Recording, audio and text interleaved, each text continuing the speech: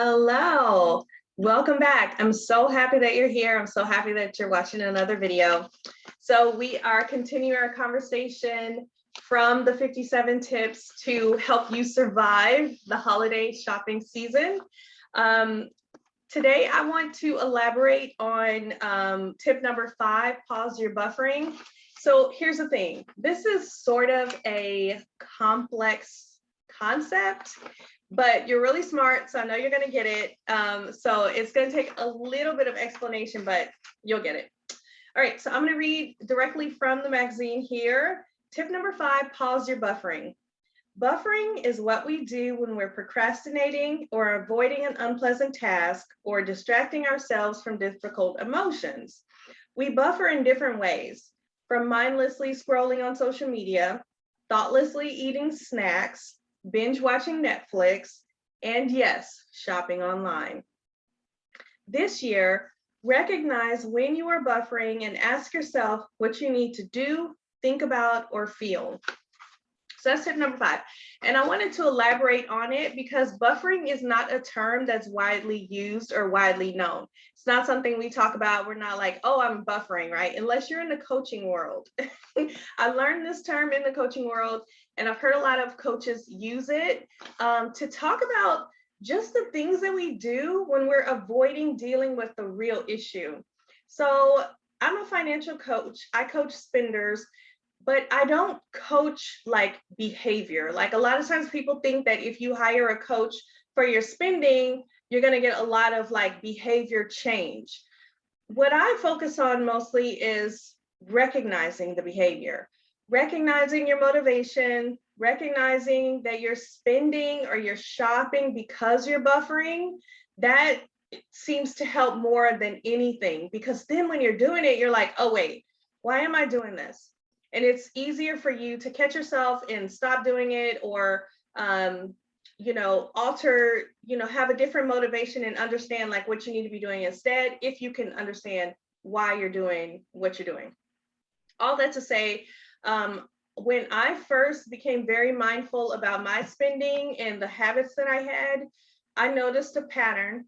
My pattern was, so I used to work as a doctor. I was always tired, always stressed out.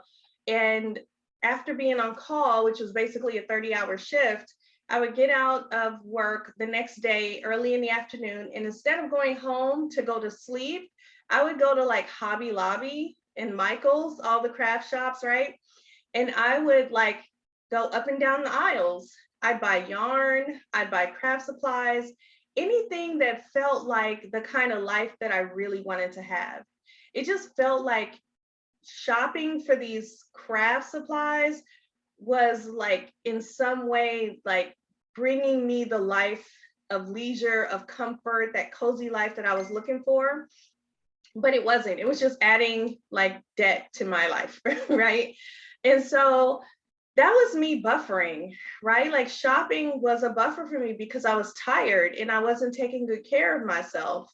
So a lot of people, when they come into the financial coaching club, they'll recognize in themselves that like, oh, this is why I'm spending, not because I need another art project, but because I haven't had enough time enjoying my life. So I don't want to just go home and go to bed. If I go to bed, next thing I know, it's time to go back to work, right? I want to like dream into my life.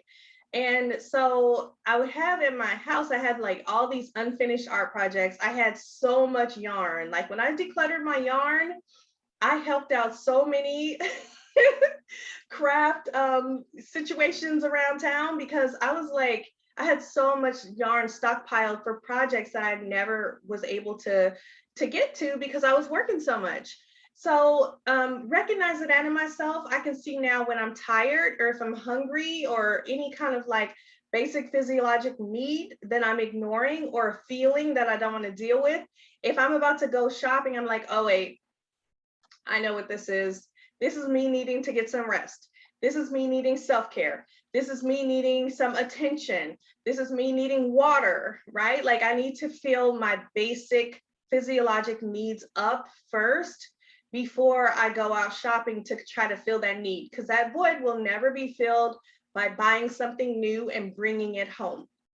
Okay, so I hope this is helpful. We will continue to talk about this because this is like the number one reason why we overspend. So we will definitely keep getting into more of these tips, getting into more of how to, have a wonderful holiday season without going off track from your money goals, making sure that you hit your money goals for 2021, 2022, 23, and beyond. Okay, bye-bye.